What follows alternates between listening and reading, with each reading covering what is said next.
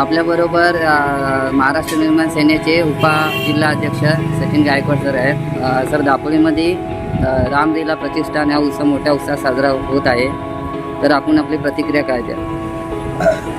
22 जानेवारी 2024 हा आपल्या सर्व भारतीयांसाठी व हिंदू धर्मांसाठी हा सर्वात मोठा दिवस आहे आणि या ठिकाणी आपण मोठी दिवाळी साजरी केलेली आहे.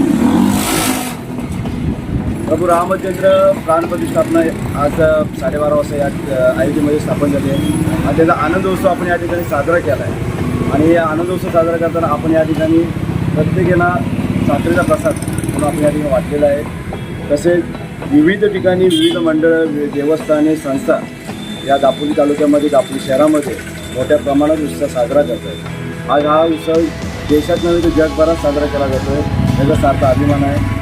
दुसरी गोष्ट म्हणजे कारसेवकांनी जो बलिदान केले त्याला खऱ्या अर्थाने ही आजची भावपूर्ण श्रद्धांजली आहे. कारण की जो त्यांनी त्याग केले त्यावेळी त्यांनी जो अन्याय सोसला आहे त्याला हा पूर्णविराम आहे. आणि आजचा जो रामलीला म्हणजे रामलल्लाचा जो प्राणप्रतिष्ठापना झाली ही कारसेवकांसाठी आहे. आणि मी त्या कारसेवकांना महाराष्ट्र निर्माण सेना दापोलीच्या वतीने त्यांना नमन करतो. आणि हा उत्सव आपण एवढा साजरा केलेला आहे. हा दिवसभर हा उत्सव साजरा राहील.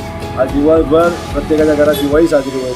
आणि आपल्याला महाराष्ट्र निर्माण सेनेचे सन्माननीय राजसाहेब ठाकरे यांनी आदेश दिलेला की शांततेत व दुसऱ्या कोणाला त्रास होणार नाही याची दक्षता घेऊनच आपला महोत्सव साजरा करायचा आहे. त्या पद्धतीने आम्ही साजरा केलेला आहे.